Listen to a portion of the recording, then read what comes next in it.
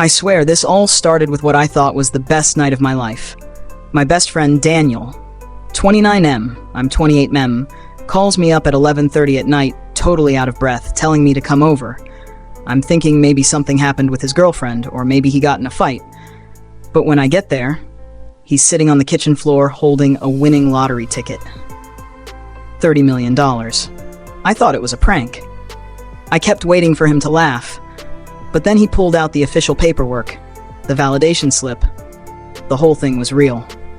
My mind just spun. This was my best friend since high school. We'd been broke together, failed businesses together, drinking in crappy apartments together. Now he was holding more money than we'd ever dreamed of. We drank that night until the sun came up. We kept talking about the cars we'd buy, how we'd travel, how nothing would ever be the same. Daniel kept repeating this weird line though, "We just have to be careful. Who finds out?"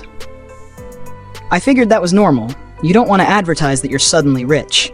3 days later, I was at his place again. We were watching TV when there was this loud, violent banging on the front door. It wasn't a knock. It was the kind of pounding you feel in your chest. Daniel froze. His eyes darted toward me. Then he told me to go to the kitchen and stay there. I didn't listen. I peeked around the corner and saw a man I didn't recognize. Tall, beard, leather jacket, shouting something I couldn't hear. Daniel opened the door just a crack, said a few words, and then everything exploded. The guy shoved the door open, Daniel stumbled back, and then there was yelling, struggling, a blur of movement. The next thing I knew, there was a gun in Daniel's hand and the man was on the floor. Blood. A lot of it. Daniel's face was pale. I remember standing there frozen, and then Daniel looked at me and said, "You have to help me. No one can know about this."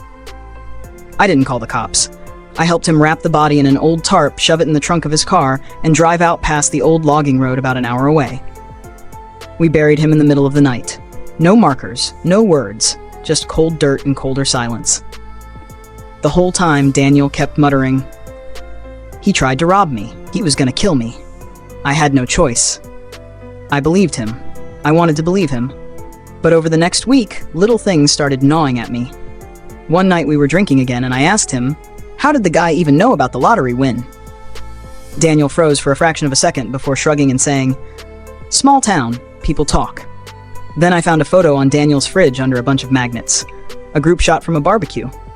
And there he was, the guy we buried, smiling, arms slung around Daniel's shoulders like they were old friends. I didn't say anything. I wanted to catch him off guard. So the next time we hung out, I mentioned something random about old friends and how crazy people can get over money. Daniel laughed a little too hard and changed the subject. That's when I started putting the pieces together. Before the lottery, Daniel had been struggling bad. We both had. But I also knew he'd been doing side work that he didn't like to talk about. Stuff involving cash that never saw a bank, people he'd meet in parking lots. I never asked questions because I didn't want to know. I think the guy we buried, his name was Aaron, I later found out, was part of that world. From what I've pieced together, Aaron wasn't there to rob Daniel because of the lottery win. He was there because he and Daniel had been in on something together, maybe something illegal, and Daniel screwed him over. The lottery ticket was just Daniel's way out, and Aaron came to collect what he thought he was owed, and Daniel killed him. After that realization, I couldn't look at him the same. And it was like he knew. His calls got more frequent, almost clingy. He'd invite me over at odd hours just to hang out. Sometimes I'd see him staring at me when he thought I wasn't looking. I started noticing weird things. One night I was driving home, and a black sedan followed me for 3 turns before peeling off. Another time, a stranger at the grocery store said, "Tell Daniel I said hi," before walking away. I didn't recognize him. The final straw was when I went over to Daniel's place and caught him going through my phone. He acted like it was nothing, said he thought it was his. But my phone was in my jacket pocket. He would have had to pull it out.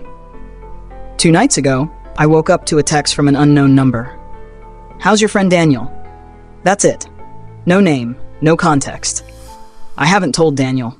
I haven't told anyone. I've been walking around with this knot in my chest, waiting for the day someone shows up at my door the way Aaron showed up at his. I don't know if I should go to the cops, or if that would just make me target number 2. I just know my best friend is not the person I thought he was. And I don't think this is over.